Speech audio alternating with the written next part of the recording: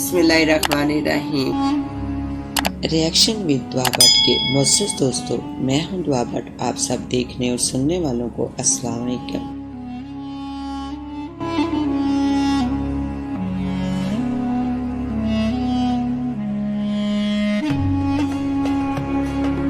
लेकिन आगे बढ़ने से पहले हस्बे रवाई चैनल में नए शामिल होने वाले दोस्तों से इल्तिमास है कि पहले रिएक्शन विद दुआ भट्ट को सब्सक्राइब करते हुए साथ मौजूद घंटी के बटन को भी दबा दें ताकि आप हमारी हर खबर से बाखबर रह सके।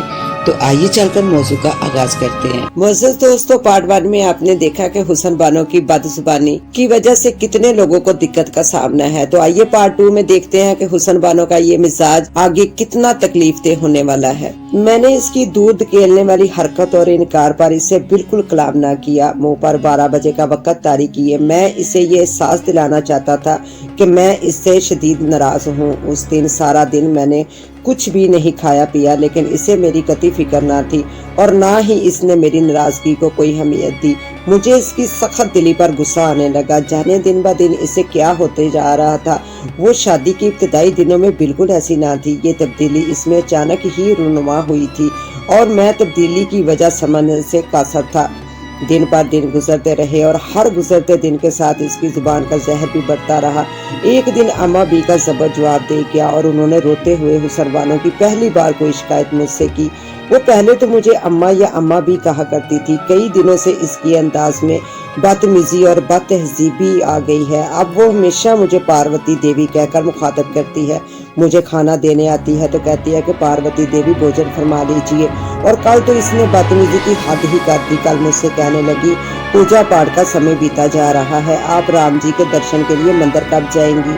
क्या हिंदी फिल्में और ड्रामे देखने से कोई हिंदू हो जाता है? अम्मा बी के आंसू तीर बनकर मेरे दिल में बेवस्त होते जा रहे थे, लेकिन आखिर मैं कर भी क्या सकता था। वो जो कहते हैं ना कि मारने वाले का हाथ पकड़ा जा सकता है, बोलने वाले की जुबान नहीं। अब मैं अक्सर नहायत संजीदगी से ये सोचने लगा था कि आखिर खुदा ने मुझे मेरे किस गुनाह की ऐसी कड़ी सजा दी है। बहुत सोच विचार के बाद मैंने अपने इस मसले का जिक्र अपने एक बेहद करीबी दोस्त से किया। इसने नहायत वजह से मेरा मसला सुना और फिर नहायत संजीदगी से मुझे एक मशवरा दिया। दरअसल ये हमारे अपने ही अमाल होते हैं जो किसी न किसी अजियतनाक रूप में हमारे सामने आन खड़े होते हैं और हम ये कितनी समझ नहीं पाते कि हमारे साथ ऐसा क्यों हो रहा है। तुम भी जरा फुर्सत के लम्हात में अपने आप को टटोलना, अपने इर्द गिर्द नजर डालना कि कब कहाँ तुमसे कोई खलापुर होने से तो नहीं रह गया। मैंने अपने दोस्त के मशवरे पर ऐसा ही किया। अपने तमाम इर्द गिर्द का मैंने तफसीली जायजा लिया, लेकिन लाख सोचने पर भी मुझे अपनी कोई बुराई कहीं नजर न आई। स्कूल, कॉलेज और फिर यूनिवर्सिटी तक तमाम तलीमी मरहल मैंने नहायत ईमानदारी, कड़ी मेहनत और महज अपनी जहानत के बलबूते पर तय किए थे। हमेशा माँ बाप का एहतराम किया, इनसे हुस्न सलूक से पेश आता और इनके हुक्म पर अपना सर झुका देना ही मेरा नस्ब और लैन रहा था। अपनी जिंदगी में कदम रखने के बाद मैंने ईमानदारी और शराफत का दामन हाथ से जाने न दिया था। मेरे अफसरान को कभी मुझसे कोई शिकायत ना हुई थी और मेरे मुतहत भी मुझसे बहुत खुश थे। मैंने अपने तमाम शोहराना फ़राइज़ भी बखूबी पूरे किए थे और पूरे किए जा रहा हूँ। मैं बाप के रूप में भी एक आइडियल शख्स था। फिर वो कौन सा खला था जो पूरे होने से रह गया था और जिसकी पदाश में मुझे हुसन बानो जैसी हसीन चुड़ैल को भुगतना पड़ रहा था। अभी मैं इस सवाल के जवाब पर गौर ही फरमा रहा था कि मेरे अकब से मेरी अपनी ही आवाज उभरी, क्या तुम खुदा के अहकामात पर पाबंदी करते हो? और मैं एकदम से चौंक उठा। सबसे बड़ा खला ही यही था जिसकी तरफ मैंने जाने क्यों ध्यान ही न दिया था। और फिर इस खला को पूरा करने के लिए मैंने पाबंदी से वक़्त के साथ नमाज पढ़ना शुरू कर दी। मैं हर नमाज के बाद खुदा से यही दुआ मांगता कि ऐ अल्लाह हुसन बानो को अक्ल दे, इसे समझ अता फरमा। लेकिन मैंने शिद्दत से ये बात महसूस की कि हुसन बानो की बदजुबानी, बदतमीजियाँ, लड़ाई झगड़े करने की आदत में बजाय कमी वाक़या होने के शिद्दत ही आती जा रही थी। गोया दूसरे अल्फाजों में यूं कह लीजिए कि मेरी दुआएं कती रागिया जा रही थी। जरा बारीकी से गौर फरमाओ कि ऐसा क्यों हो रहा है। एक बार फिर मेरी आवाज़ से मिलती आवाज़ ने मुझे सोचों के तरीक कोहे में झांकने पर मजबूर कर दिया। अतवार वाले दिन मैंने नाश्ते से फारग होने के बाद अखबार का मुतालिया फरमा रहा था कि हुसन बानो की आवाज़ मेरे पर्दा समात से आन टकराई। पार्वती देवी जी, अगर आपको गरा ना गुजरे तो आप अपने मंदिर से जरा बाहर तशरीफ लाएंगी। इसका मुखातब मेरी माँ थी और इसका अंदाज वाकई हद दर्जा बदतमीजी से भरपूर था। अम्मा बी के ज़ब्त का बंधन इस लम्हे टूट कर रह गया। अम्मा बी ने गुस्से से भरपूर नजर हुसन बानो पर डाली। अगले ही लम्हे इनका सीधा हाथ बुलंद हुआ और एक भरपूर थप्पड़ हुसन बानो के गाल पर उंगलियों के सुर्ख निशान साबित कर गया। वो एकदम हैरान रह गई, मैं भी हैरान हुआ। सच पूछिए कि अम्मा बी की इस दिलेरी ने सिर्फ हुसन बानो को ही नहीं, मुझे भी बुत की मंद सख्त करके रख दिया। जो काम लाख चाहने के बावजूद आज तक मैं न कर सका, वो मेरी बूढ़ी और कमजोर माँ ने कितनी सहूलत से अंजाम दे डाला था। मुझसे तमीज से बात किया करो, मैं ना तेरी हम उम्र हूँ और ना ही तेरी दोस्त हूँ, मैं तेरे शोहर की माँ हूँ। माँ आई समझ, अब दफा हो जा यहाँ से, मुझे अपने कमरे की सफाई तुझसे नहीं करवानी। अम्मा बी ने बेहद गुस्से से कहा और जोर से अपने कमरे का दरवाजा बंद कर दिया। दरवाजा बंद होने की कहत आवाज हुसन बानो को होशो हवास की दुनिया में खींच लाई। इसने तेजी से चेहरा घुमाकर मेरी तरफ देखा और इसके बाद इसकी जुबान की बेलगाम घोड़ी सरपट भागने लगी। अम्मा भी तो जल्दी पर तेल डालकर दरवाजा बंद किया अपने कमरे में महफूज हो गई थी। इसकी जुबान की तेज धार तलवार के वार मुझ गरीब को अकेले सहने पड़ रहे थे। इसने अपने झगड़े में मेरी हस्ती को भी अपनी लपेट में ले रखा था। मैं जानता था अब इसे चुप करवाना किसी तरह भी किसी इंसान के बस की बात ना थी, इसलिए मैं दोनों हाथों से अपना सर थाम कर रह गया।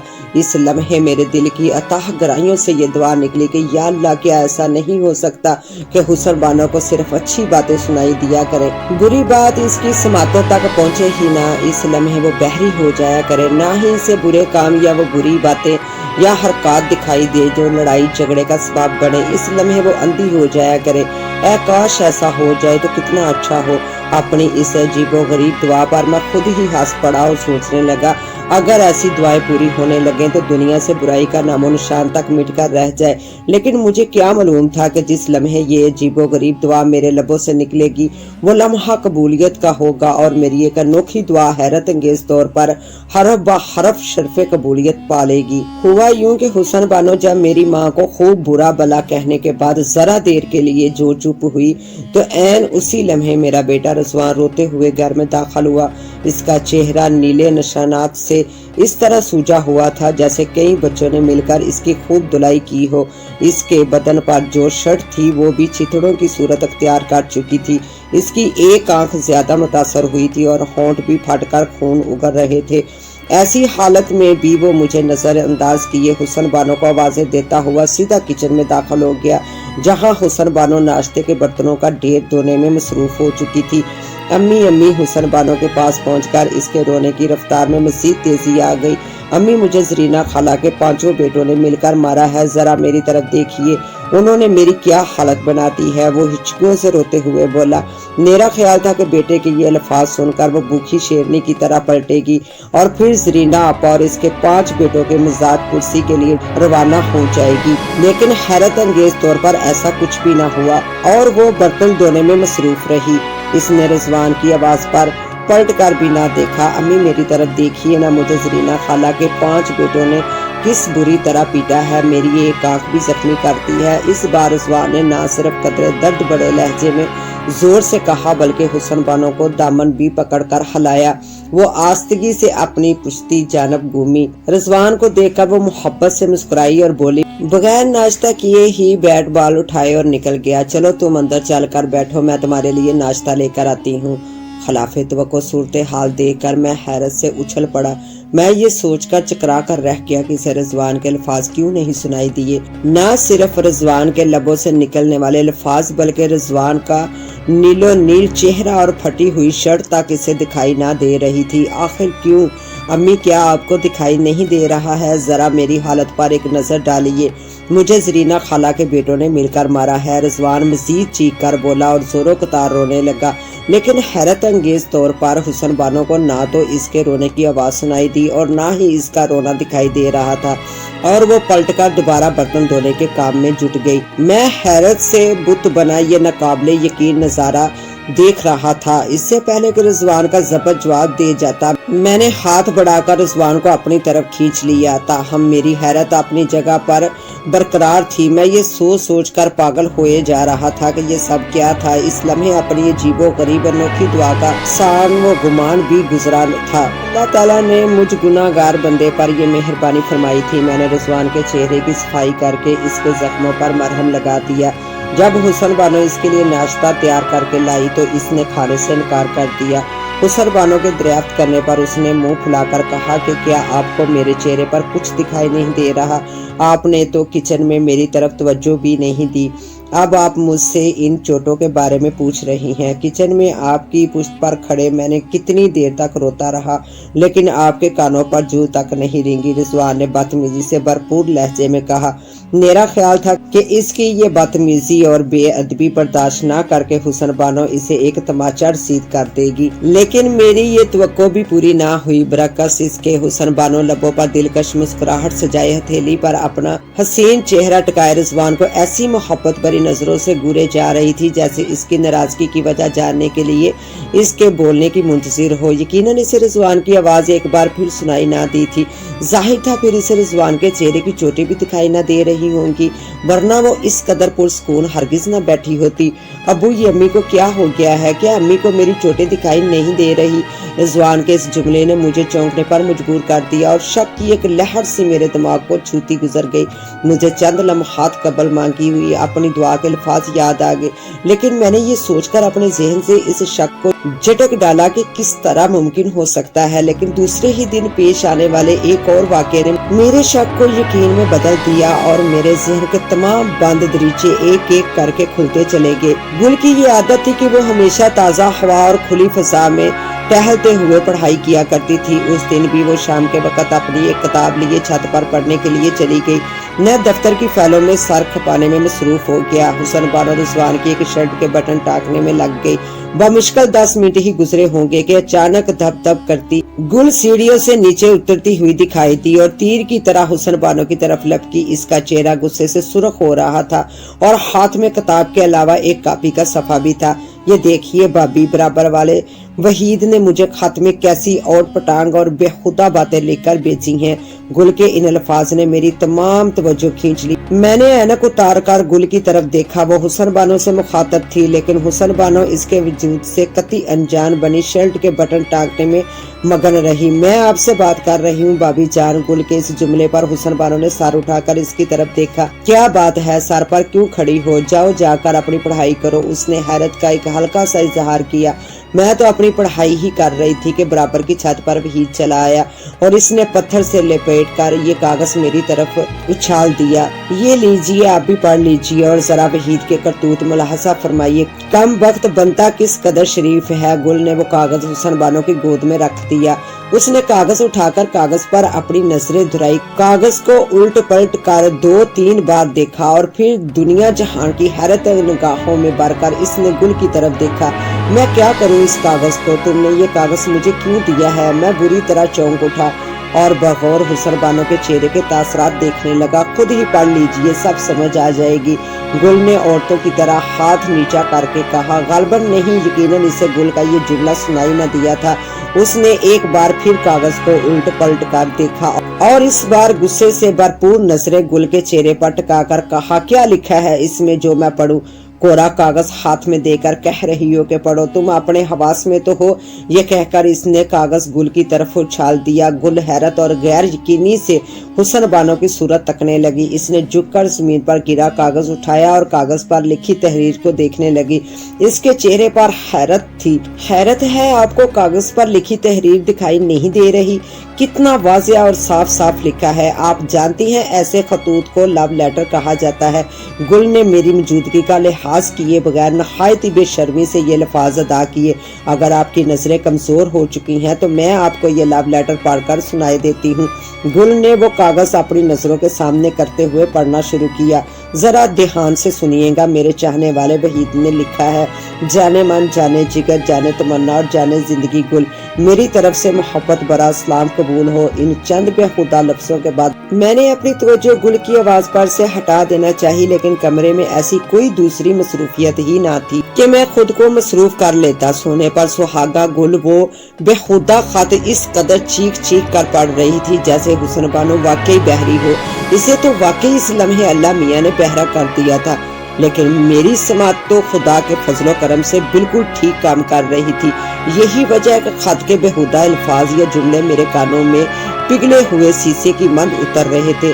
میں زیادہ دیر تک برداشت نہ کر سکا اور تیزی سے آگے بڑھ کر خط گل کے ہاتھ سے جپٹ لیا.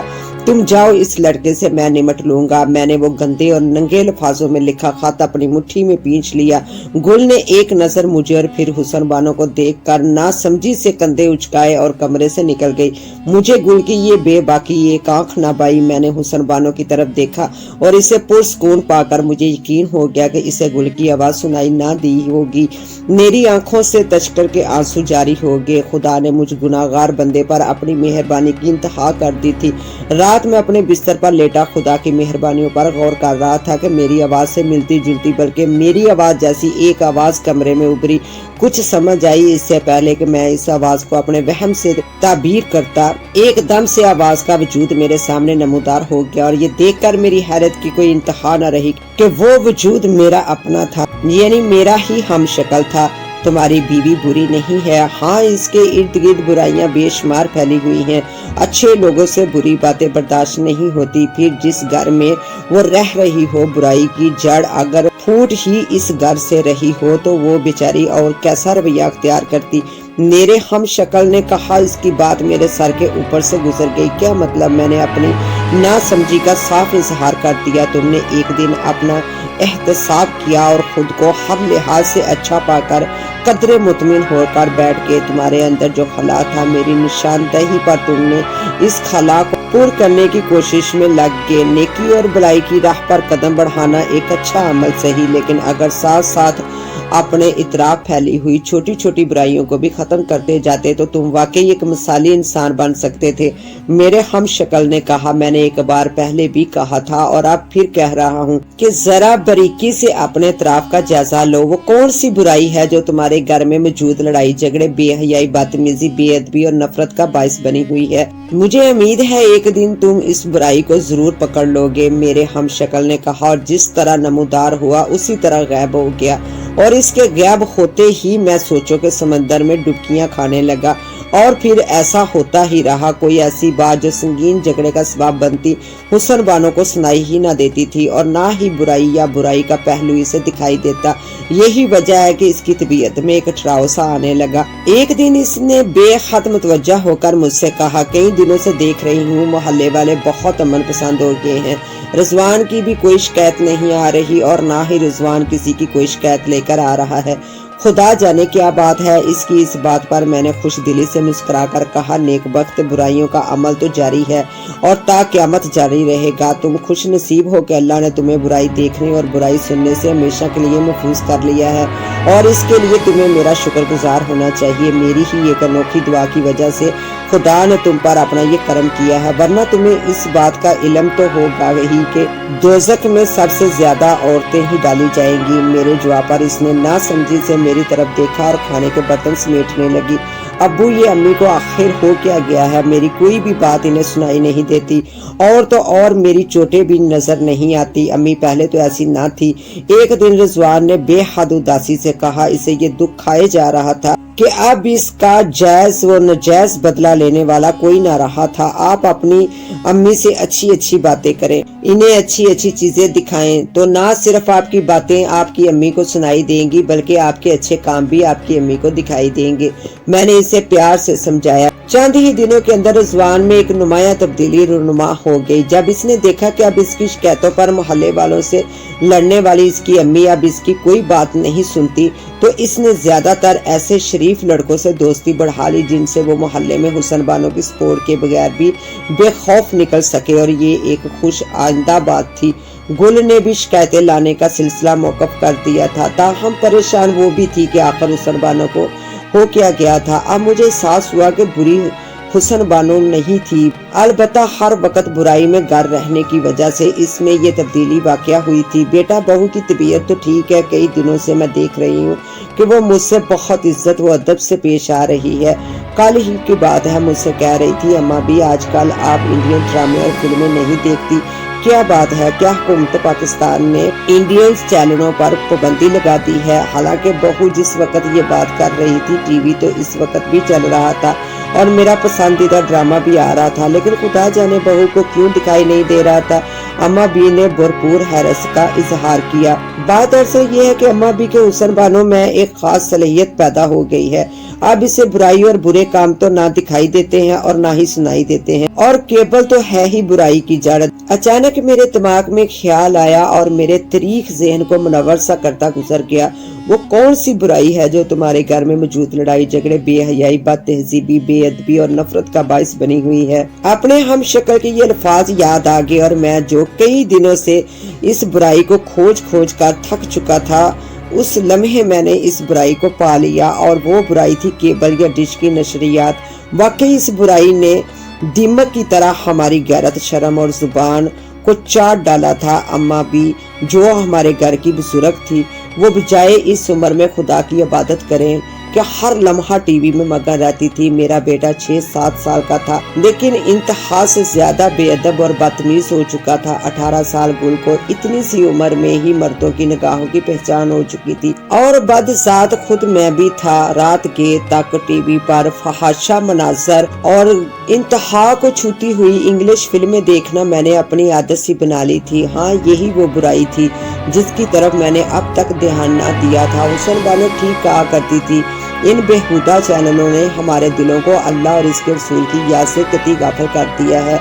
महज 5 वक्त की नमाज पढ़ लेना ही काफी नहीं है, बुराइयों से बचने की कोशिश भी करते रहना चाहिए। दूसरे दिन मैंने अपना जाती डिश टुकड़े टुकड़े कर दिया और केबल सिस्टम भी मुनक़ता करवा दिया। अगरचे केबल सिस्टम खत्म करवाने पर गुल और रिजवान के अलावा अम्मा बी ने भी खूब वाबलेला मचाया, रोना धोना किया गया, यहाँ तक कि तीनों ने खाने पीने से भी हाथ खींच लिया। लेकिन मैंने अपने फैसले में रत्ती बराबर लचक पैदा ना की। जब अल्लाह ने मेरी बहुत बड़ी मुसीबत एक लम्हे में हल कर दी थी तो कुछ फर्ज मुझ पर भी आयद होता था। मेरी हुसन बानो को आज भी ना तो कोई बुरी बात सुनाई देती है और ना ही कोई बुराई या बुरे काम दिखाई देते हैं। यही वजह है कि इसकी तबीयत में एक ठहराव, एक सुकून सा आ गया है। जुबान पर हर लम्हा ठहरी तलखी भी आज खुद खत्म होकर रह गई है। अब वो सबसे बहुत प्यार मोहब्बत से पेश आती है। आज मैं ये सोचता हूँ कि अगर मुझे बदजुबान और झगड़ेलू बीवी ना मिली होती तो शायद मैं जिंदगी भर ख्वाबे गफलत से बेदार ना होता। मेरी एक अजीबो गरीब अनोखी दुआ ने मेरी जिंदगी की काया ही पलट कर रख दी। आप भी हर वक्त हर लम्हा अच्छी बात ही लबों से निकाला करें। खुदा जाने कब और किस लम्हे हमारे लबों से निकलने वाली कोई अच्छी या बुरी बात कबूलियत के कशकोल में जा गिरे और हम बुरी दुआ कबूल हो जाने पर ताउम्र अफसोस करते रह जाएं। मुअज़्ज़ज़ दोस्तों, कैसी लगी आपको हमारी आज की कहानी? अल्लाह ताला हम सबको नेक अमाल करने की और हिदायत के रास्ते पे चलने की तौफीक अता फरमाए, आमीन। इसके साथ ही अब मुझे दे इजाजत, मिलते हैं इंशाल्लाह न्यू वीडियो में। तब तक के लिए अल्लाह हाफिज।